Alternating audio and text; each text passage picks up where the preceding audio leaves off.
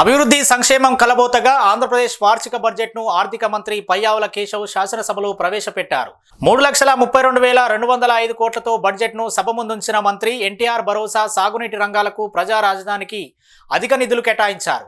రాష్ట్రం విధ్వంసం నుంచి వికాసం వైపు అడుగులు పయనిస్తుందన్నారు. రాష్ట్రంలో కొత్తగా 2 ఆర్థిక ప్రాంతాలను ఏర్పాటు చేస్తున్నట్లు పేర్కొన్న మంత్రి అందుకు తగ్గ కేటాయింపులు బడ్జెట్లో ఉంచారు. కొత్తగా 9 జిల్లాలతో అమరావతి ఆర్థిక ప్రాంతం, ఉత్తరాంధ్ర జిల్లాలతో ప్రత్యేకంగా విశాఖ ఆర్థిక ప్రాంతాన్ని ఏర్పాటు చేశారు. ఇందుకు బడ్జెట్లో 28,000 కోట్లు కేటాయించారు. ఇక పాఠశాల, విద్య, వ్యవసాయం, అనుబంధ రంగాలు, అమరావతి నిర్మాణం తదితర రంగాలకు కేటాయింపులు పెంచారు. కాగా రెవెన్యూ వ్యయం 2,56,143 కోట్లుగా అంచనా వేశారు. 22,000 కోట్లను రెవెన్యూ లోటుగా బడ్జెట్లో ప్రస్తావించారు. ద్రవ్యలోటును 75,868 కోట్లుగా అంచనా వేశారు. మొత్తం మీద రాష్ట్ర అభివృద్ధి, ప్రజా సంక్షేమం కోసం ఈ బడ్జెట్ అని కేవలం పద్దుల ప్రకటన కాదని ఆర్థిక మంత్రి తన బడ్జెట్ ప్రసంగంలో పేర్కొన్నారు. Norway, UAE sovereign wealth funds లా విస్తృతమై మొత్తం రాష్ట్రాన్నే నడిపించడానికి సరిపోవచ్చు. నాతో సహా ఈనాటి సమాజానికి ఈ టెక్నాలజీల ప్రాముఖ్యత అర్థం కాకపోవచ్చు.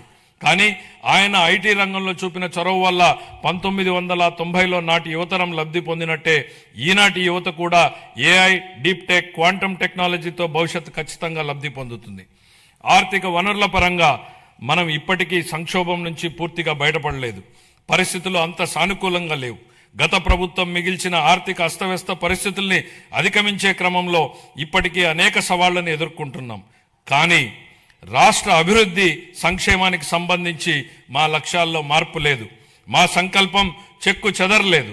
మా ప్రయాణాన్ని స్థిరంగా కొనసాగించేందుకు ప్రధాని నరేంద్ర మోడీ నుంచి అమూల్యమైన మద్దతు, సహకారం లభిస్తున్నాయి. ఆయనకు కృతజ్ఞతలు తెలియజేస్తున్నాం. కేంద్ర ఆర్థిక మంత్రి శ్రీమతి నిర్మలా సీతారామన్ గారు అందిస్తున్న గొప్ప సహకారం గురించి ప్రత్యేకంగా ప్రస్తావించాలి. కష్టకాలంలో ఆమె రాష్ట్రానికి వెన్నుదన్నుగా నిలబడ్డారు. పోలవరం ప్రాజెక్టును మళ్లీ గాడిలో పెట్టడం, రాజధాని అమరావతి నిర్మాణాన్ని పునఃప్రారంభించడంలో పూర్తి సహకారం అందించారు. రాయలసీమ గ్లోబల్ హార్టికల్చర్ ప్రాజెక్టును ముందుకు తీసుకెళ్లేందుకు అవసరమైన తోడ్పాటును అందించారు. గత ప్రభుత్వం ఎడాపెడా చేసిన అప్పుల భారాన్ని తగ్గించేందుకు రుణాల పునర్వ్యవస్థీకరణకు అమూల్యమైన సహకారం అందించారు.